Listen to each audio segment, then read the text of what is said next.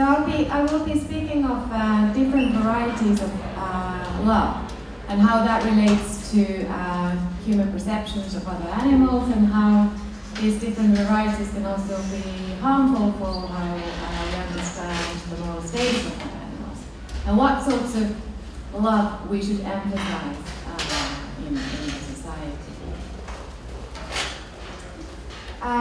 Love of animals and animal lovers are very common terms. It seems to be the case that we live in an era where not only do we have industrial animal farming and the sixth mass extinction, but also the rise of animal love. So there's a strange phenomenon where human beings are emphasizing more and more their love for animals, and at the same time, different, particularly Western societies, are killing more other animals than ever before. And this has been termed the meat paradox in psychological research, and it's gained quite a lot of popularity. And it simply signifies this phenomenon. So people love and kill other animals in a heightened kind of intensity.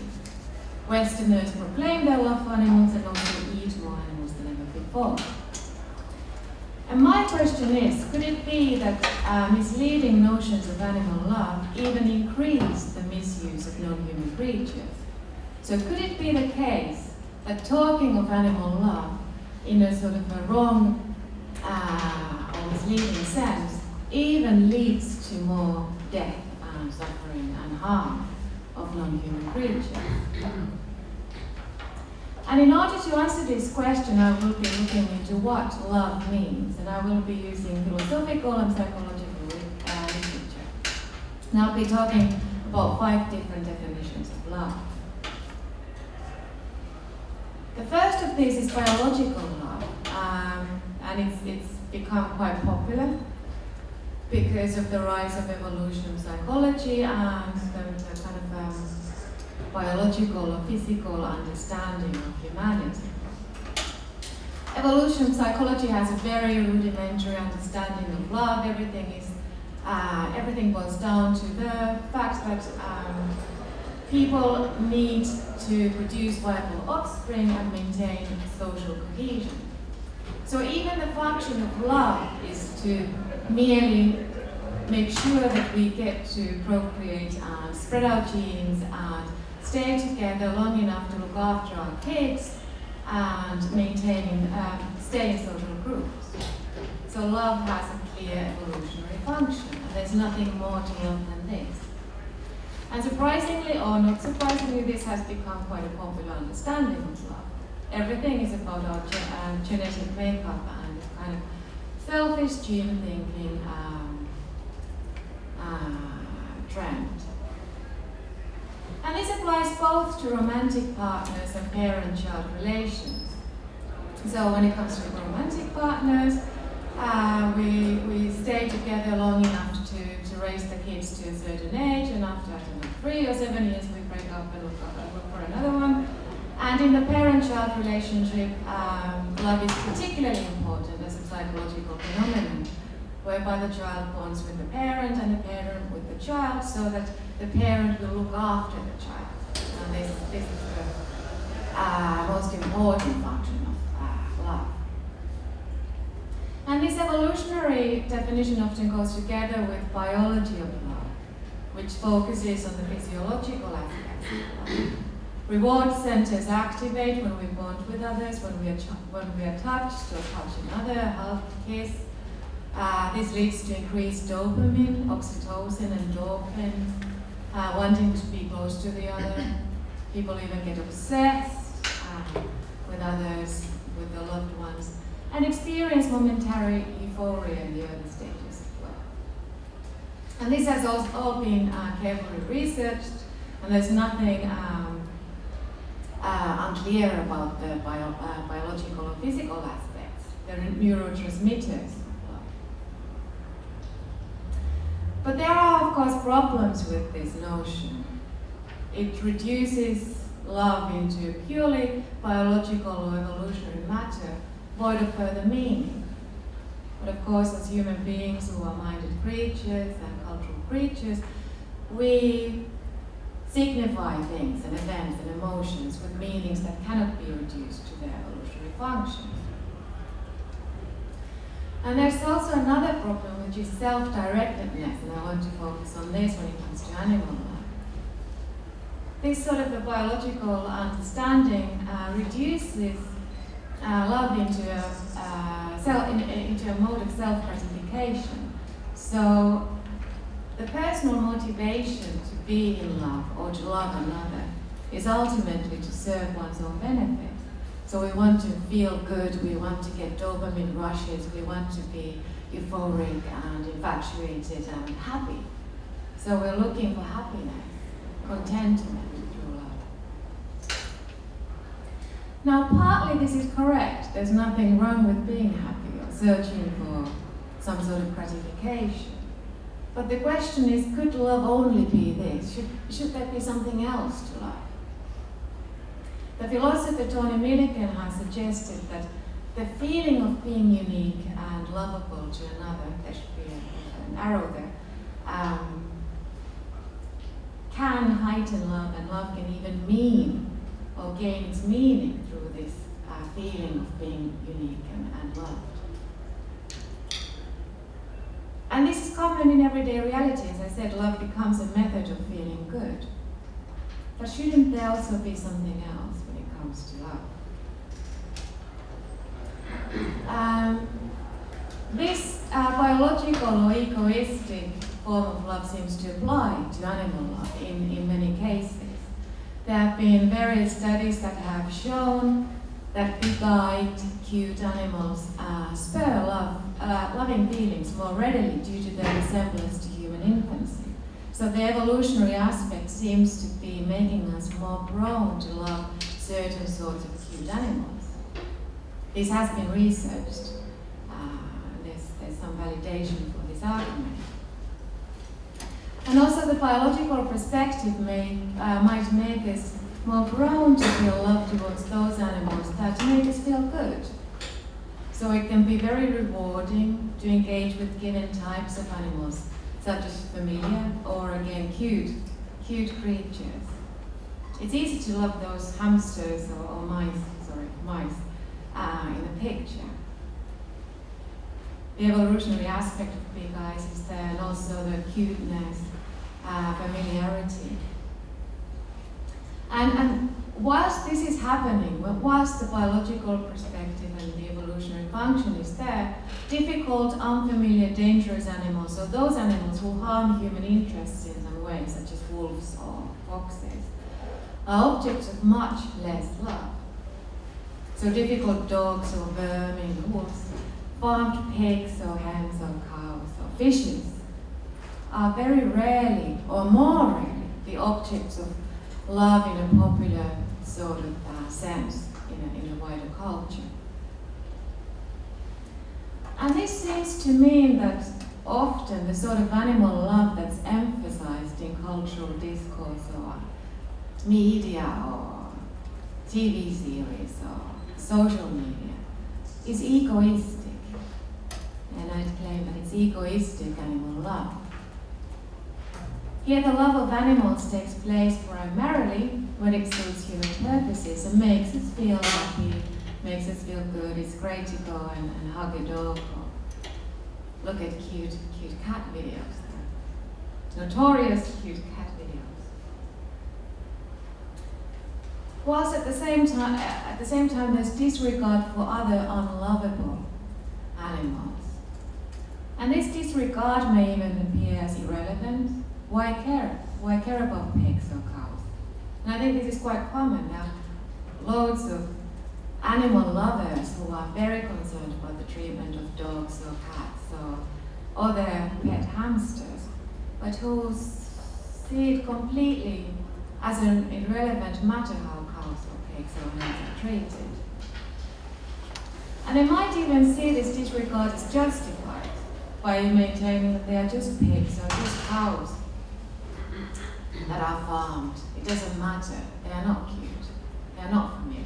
They're distant and alien, often aesthetically displeasing. They don't give any feelings of well-being and satisfaction and gratification for the human psychology in a popular sense. And therefore it seems that egoistic love, precisely this form of love, partly explains the meat paradox. So that's why Westerners can love animals more eagerly, whilst at the same time eat more animals than ever before. And the irony here is that animal love allows one to believe in one's concern for the animals, whilst taking part in their ever-increasing suffering and death. So it serves as a sort of an excuse. When people say that they really love animals, and they emphasize this aspect in their personality, this serves as a justification for overlooking lots of other sorts of animals. They think that they are being good people, that they're good persons, that they care about animals because they care about dogs. As long as they care about dogs, it doesn't matter if they eat pigs. Now, as I said, there are problems with this approach, and one of those problems is familiar from philosophy. The Danish philosopher Søren Kierkegaard claims that the ultimate test of love is not whether it makes us feel happy or good about ourselves, but whether we can love those who are difficult or distant, and who even diminish our own well-being. So if love is very easy and makes us feel terribly happy, it's not really tested. There's no test to that love. Its endurance and strength is never put under scrutiny. Whilst love that can direct itself towards those who are difficult or complex or even harmful in certain sense that's the ultimate test of love. So the question then becomes, can we love distant cows or difficult dogs or rats that cause havoc in some instances? Is it easy to love these animals, and can we love them? And how is that possible? So I'll be looking into the 4 further definitions of love. And here I quite majestically go back to Greek philosophy and Plato. Plato brought forward the quality view of love, which is very distinct from how we, in the contemporary era, usually define love. Plato spoke of eros, or love, as in his symposium, the Dialogue Symposium, as something that gains different varieties or forms. There's a primitive love which seeks sensual happiness or erotic happiness. And then there's a form of love that seeks unification with another, whereby we feel as if we are cut into 2 different creatures. We were once a whole, we were cut into or spliced into 2, and then we spend the rest of our lives looking for the other half, the missing half, which of course has lent a lot of motivation for the contemporary romantic understandings of love. But he said that there's a more cultivated form of love which focuses on what lies beyond. When we look at others, we might witness universal beauty or truth or the good manifested in all beings. And this is, for him, the most sophisticated or cultivated variety of love. So when I look at a loved one, I note transcendental beauty in her or him. Some sort of truth that transcends this common everyday reality. And here love becomes a universal transcendental state. Now this might sound very far-fetched, but it's something that's been common when it comes to love of nature. And I want to use this as an example before I go into animals. Particularly since the 19th century, there has been a phenomenon called nature transcendentalists, such as Henry Thoreau or Ralph Emerson or John Muir, I don't know how to pronounce that. And there were people who went out into the wilderness and started to emphasize love of nature, particularly pristine nature or wilderness, in a very Platonic sense. So they wrote beautifully about how when one looks at a tree or at a mountain, one witnesses beauty or truth that is transcending the everyday reality. One witnesses something more majestic. And this is made possible by wilderness experiences, which have been researched in recent years. And when people do go out into the wilderness, they actually do empirically undergo various types of transcendental experiences. They might feel like there's something, they're a small part of something bigger, something more majestic, something more important and truthful and beautiful than themselves. This might lead into moral understanding that nature should be respected and treated as something else than a purely existent. So this is an interesting point of comparison when it comes to animal life. I want to ask whether we could speak of universal animal life, and whether this could perhaps make people perceive animals differently. Animals share lots of universal qualities that don't need to go into the sort of metaphysical truth or beauty. We might simply perceive vulnerability, subjectivity, and mindedness in all animals, regardless of what category they belong to, whether they are pets or farmed animals or vermin or any of these other use-based categories. And we might witness the beauty and truth also manifested in each creature. And this again might eradicate boundaries between different categories of animals.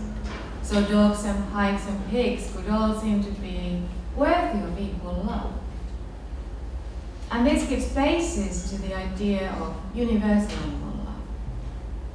When it's no longer the cute animals or the big-eyed creatures who are most interesting, but when we actually extend love towards all vulnerable and minded and subjective animals, or animals who are subjects of the life.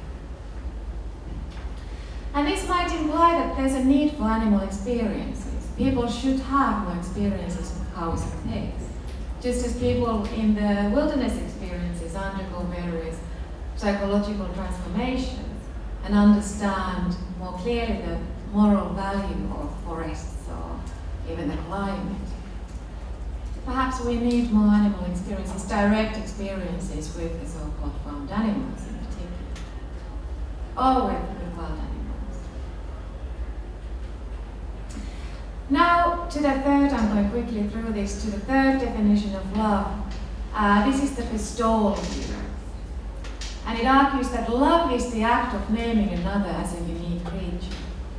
For instance, philosophers Irving Singer and Harry Frankfurt have been famous for this notion. Yes? Sorry to interrupt you. Will the slides be available? Yes, okay. Yes. Okay, I'll put them somewhere to the conference website. And here love is not about acknowledging value in another, but rather about bestowing value on her or him. So instead of saying, oh, I see that you are valuable, we gift the other with value. So when we fall in love, we decide to give the other creature, the other being, whoever they are, the kind of gift of love. We name them as specifically unique to ourselves. We give them the gift of not only love, but uniqueness, speciality, or distinctness. And here love becomes a form of a gift, as I said, an act of generosity, whereby we position someone else as special and valuable. We name them as especially worthy to ourselves. And now the question then is whether animal love could be an act of bestowing value on non-human creatures. And this brings morality into the picture. We could think of animal love as a result of emphasizing the uniqueness and moral worth of non-human creatures, whereby we generously gift pigs and cows with special value and worth. So when I look at a cow, I might think that she in particular is extremely unique and I want to perceive value in her, special value in her. And this is easy to understand when it comes to companion animals or other animals who are close to us. I do think that my dogs are the most special creatures and most valuable creatures who have ever existed, and I am very generous with my gifting to them. I'm gifting them with my love all the time, and I hope that they're doing it. I know they're doing the same to me. We have a special relationship. And this leads to the problem of the pastoral view. It's often based on biases on the basis of familiarity. It's difficult to think of everybody as unique. If everybody is unique, nobody is unique in the end. So this only applies to close familiar beings, animals who are proximate to us. But I think it still has value, this definition. It explains why we do deem that our dogs or cats or other animal companions are more special than others. The fourth definition is the relational view. Here, love is the result of the relationship we have with others. We have common pasts with other beings, we have common shared histories with them, and we construct plans for the future with them. And for instance, the philosopher Nico Kolodny has argued that love is nothing but this sort of forming of relationship. So it's after we form the relationship with another that we start to experience love.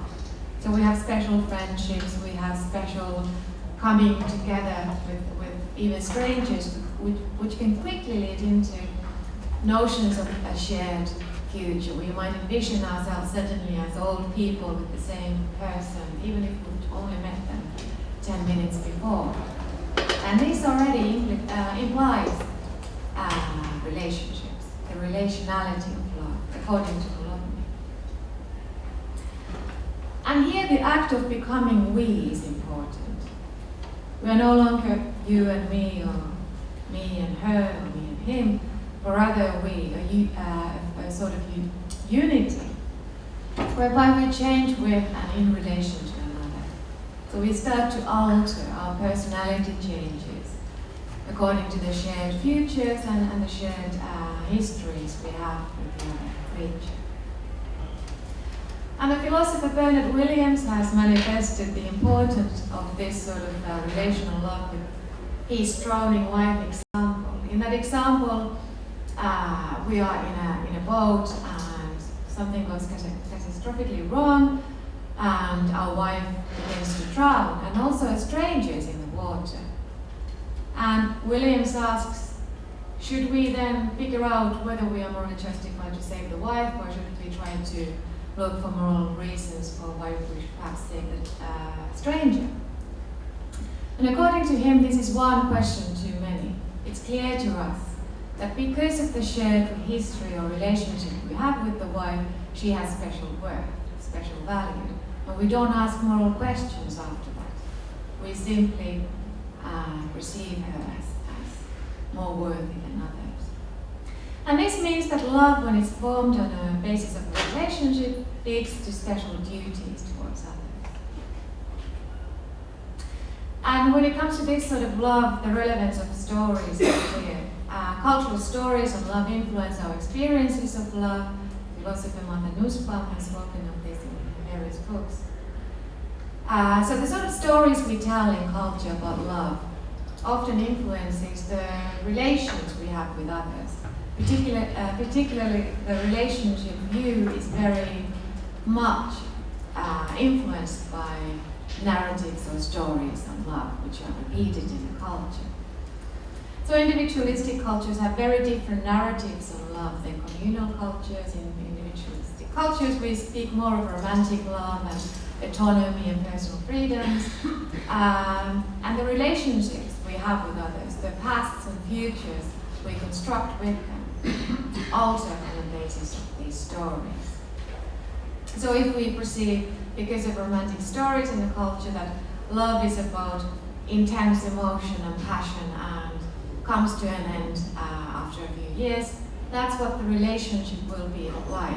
We construct the future, the we, on the basis of this story. Now, how does this relate to other animals? I want to ask whether there could be relational animal love and whether, in fact, emphasizing this form of love would perhaps eradicate part of the need paradox.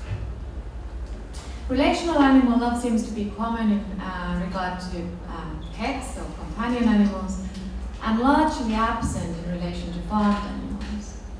And I think relationality should be emphasized more. We are a we with other animals. We have common evolutionary histories. We share this living planet with them. We have shared abilities and needs. We're all vulnerable and also capable creatures. And most importantly, we have joint shared futures. Whether human species exists depends, literally, concretely, on the existence of other species. And I think this is especially important in the era of climate change or climate catastrophe and species extinction. And I think that relational animal love could perhaps even radicalize how we relate to other animals and nature in a wider sense. We should construct a we, not only other animals, but also nature as a whole. We have a shared history, we have a shared future. But the problem is that the cultural stories on animal love are quite rare. It's as if stories impact the relational you and relationships. And stories of animal love seem to be often missing from popular culture.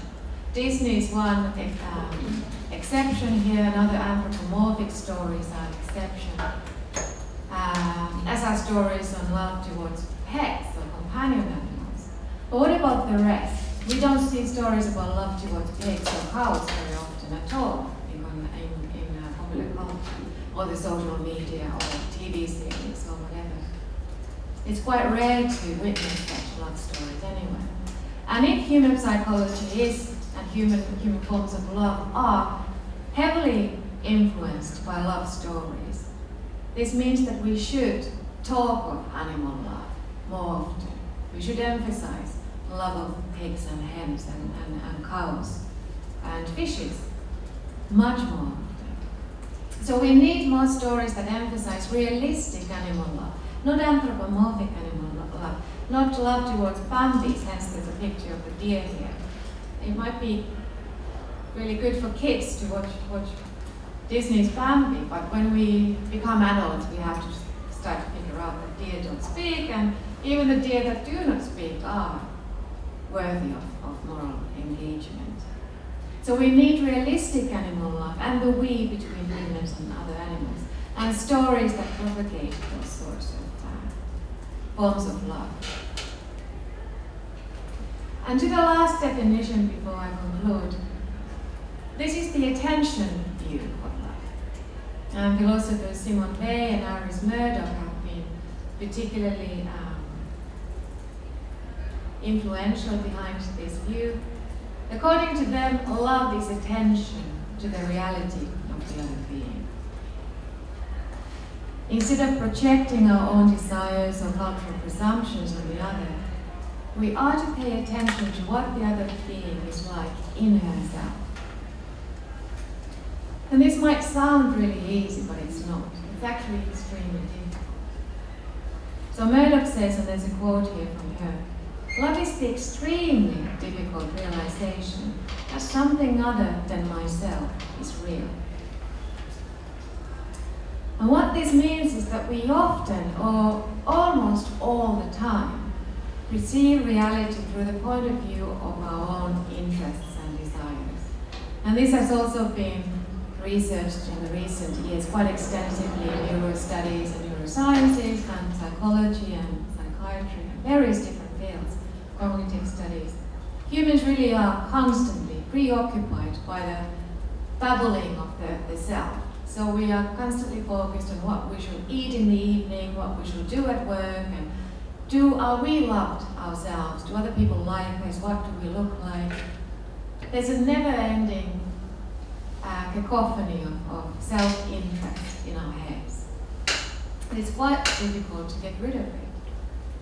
And Simone Weil and Aris Murdoch argue that we have to eradicate that bubble at least often, or at least sometimes, in order to really see the other or perceive the other creature as she is in herself. Because otherwise we project our desires and cultural presumptions and our self-directed babble onto the other creature. And this is a matter of training and practice. They talk of unselfing, first of all, which means that we should eradicate selfish desires, at least sometimes. It's very difficult. At least momentarily we should do this. Train ourselves to do this more often. So instead of perceiving the reality through thinking of how we could benefit from it, how we could make it serve our own interests, what it thinks of us, we should focus on what the reality is like in itself. So we should learn to pay focus on details without looking for a way to benefit from them or benefit from the other creatures. They has a quote that I quite like: not to try to interpret them, but to look at them until light suddenly dawns. So we shouldn't try to, when we're practicing attention, we shouldn't try to interpret anybody. We shouldn't try to interpret a cow, but we should just be there with the cow, not wanting anything from her, not being preoccupied with our own self-interest, not thinking of ourselves at all, but just emptying our minds and being in the company of the cow, and letting the reality of the cow slowly seep in until the light suddenly dawns. And this really is a difficult task, and it really needs to be practiced and trained before it starts to manifest. And there might be some people here who do sometimes Buddhist practice or mindfulness attention, and it comes close to this, but these are the sort of philosophical Western philosophical takes on attention. So attentive love is something that perhaps should be practiced. I would suggest that it's arguably very rare, because usually we perceive other animals via use value. So when people look at a pig, they think of meat. When they look at a cow, they think of dairy. When they look at a dog, they might think of entertainment. This is never ending. And animals are, oh no, often or always instrumentalized in some form. And practicing attention means to drop this all out, not to think of any benefit, not even to think of one's happiness, not to think of whether we gain pleasure from being in the company of the animal, not to think of that at all, not to search for anything from them, for ourselves. And we should also seek to silence the self, because often attentive animal love is so rare because the self, the human self, is keeping us preoccupied. We project our various presumptions and needs onto the other animals. And this means that the realities of a pigeon or a cow are very easily overlooked. We don't notice what the pig or the cow is like in herself. And perhaps we ought to aim towards realistic animal love by practicing attention. As I said, we should pay focus on animals without looking for ways to use them, without looking for ways to benefit from them. And we should notice their different and even very strange ways of being in the world. There's a picture of an octopus here because, bloody hell, they have neurons in their tentacles. What is it like to be an octopus? If you look at an octopus on a plate, you're never going to wake up to the amazing and strange and peculiar and rich and wonderful reality that the octopus has. And we should also critique the anthropocentric, human-centered human self and the presumptions that it keeps repeating in the culture and social media. So it would be important to invite people to approach animals both without use value, without trying to benefit from other animals, and also without anthropocentric presumptions that often emphasize our human beings are the pinnacles of evolution or images of God or whatever. We should eradicate those human-centered presumptions and simply let the varieties of animal reality speak to us until the light suddenly dawned. So as a summary, if we are to invite morally healthy animal love, there are various things to learn from this. First of all, the critique of egoistic animal love is important. So the sort of animal love that's always focused on searching for human happiness and human pleasure, and which concentrates on cute animals and familiar animals and companion animals. And when it comes to that Platonic understanding of love, we should emphasize universal love in the sense that we don't only focus love on particular groups of animals, but extend it to all minded creatures. And this might come about by emphasizing animal experiences, underlining or persuading people to have experiences, direct experiences with for instance, sheep. And we might invite morally healthy love through also the bestowal view, moral value, talking to people about gifting animals with uniqueness and worth. We should emphasize stories of human and animal, we, the us, between pigs and sheep and humans. Talk of those stories more often, repeat them. Repeat stories particularly about love for found animals. And finally, realistic, healthy animal love might come about by paying attention to animals outside of use value and use-based categories. We might even want to avoid terms such as pets or companion animals and farmed animals because they keep separating animals into different categories, which are somehow essentialist, and already make distinctions, moral distinctions between different groups of animals.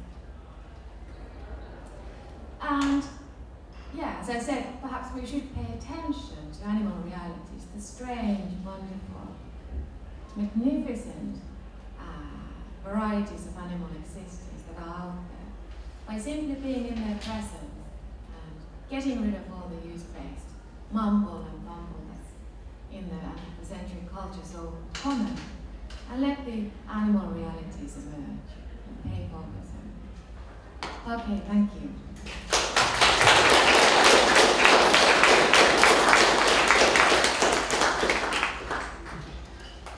Thank you so much, Elisa, for this amazing talk. We have a couple of minutes for some questions.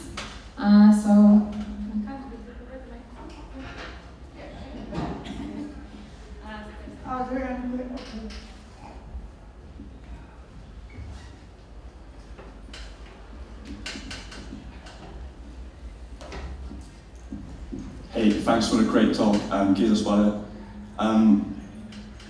So I got this sort of rudimentary thoughts of bear with me. So it seems to me, judging from your talk, that these various forms of love, all sorts, like many of them have different sort of moral hazards, especially like the egoistic one. But I think I could come up with various ones for the others too. On the other hand, it seems to me that love is not really necessary for morality. So as a sort of analogy, I don't really love most people. In fact, I don't probably even like most people. But that doesn't mean that I wouldn't sort of respect their fundamental human rights or something like that. So if love is morally risky and not really necessary for morality, should we really embrace it as a sort of guiding thing in our relations with like humans and animals? Well, there are many ways to answer that. So I'm writing a book about, a finished book, since you're finished it seems, it's coming out this autumn, and about shame and love when it comes to nature and animals. And I'm writing an English version of that at the moment. And there I go through various problems with all of these views, and I do note the fact that there are lots of different critiques that we could speak of. But my idea with this is that humans do often follow love. We are very emotional creatures. The idea that humans are purely rational and reasonable is very misleading. We tend to be, according to empirical studies, we tend to be, when it comes to morality, guided by emotions or cultural stereotypes and intuitions 90% of the time. So psychological research manifests this. And it means that we really have to work with those emotions that guide us. They might completely mislead us or misdirect us, but if we cultivate them, they might not be such a hazard anymore. And I think because love is something that humans often position as something extremely central to them and to a meaningful life, instead of saying to humans, just forget about love, we don't need love, let's just focus on theoretical principles or philosophical arguments for why other animals should matter. It's a lot easier to work through love and empathy and other positive emotions to get to them psychologically. And if the meat paradox is about loving animals and using them at the same time more than ever before, then clearly this is a problem that has to do with the wrong interpretation of love. And one option, as I said, might be, and as you suggested, might be to just say to people, stop loving animals, don't care about them at all on an emotional level, just listen to the cold, hard argument. But that's not going to persuade them, unless they are in a very very tiny minority. So instead of that, work with positive emotions and make those more beneficial. So emphasize more the sort of, fruitful notions of animal life. More questions?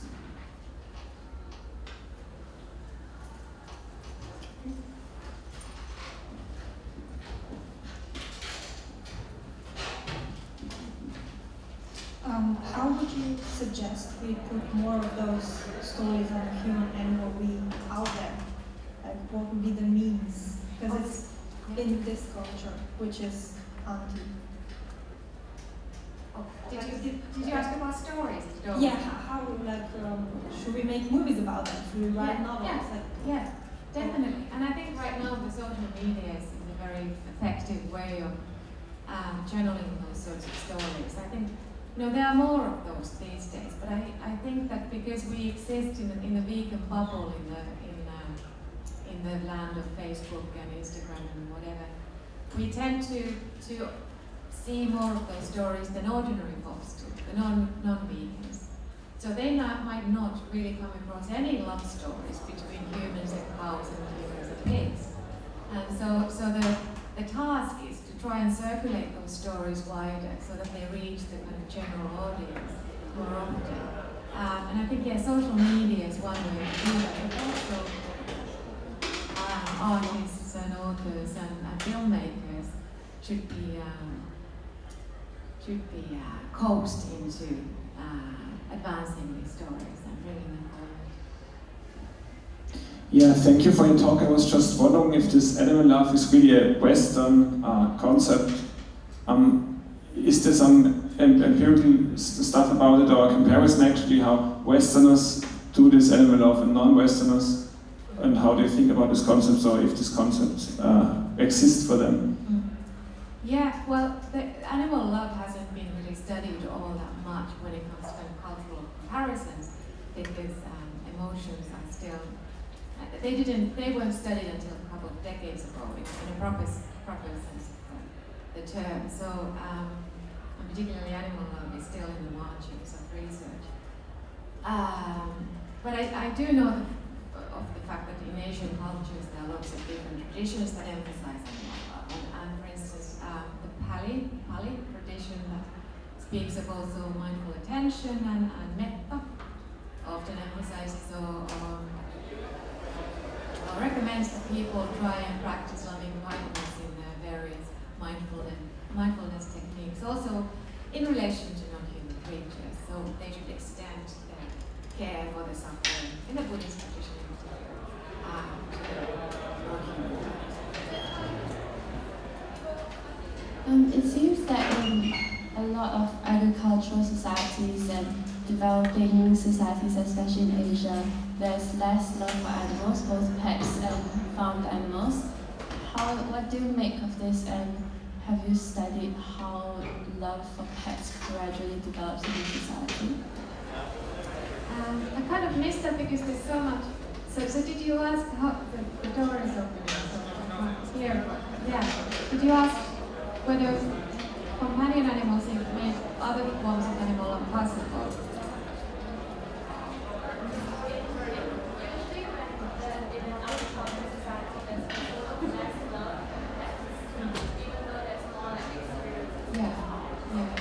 Yeah, it has been studied. I'm very quickly going to say historically, a little bit. Companion animals do in the Western tradition. They have probably coincided with increased animal love, and in very heavily agriculture-based societies, animal love is less frequent. And this is supported by empirical studies that show that empathy amongst farming communities towards animals is less. So farmers experience less. But I'm going to let the next speaker. Thank you. Thank you. Thank you again, Elisa. And if you have any other question, you can always catch up during the break. Okay, thank you.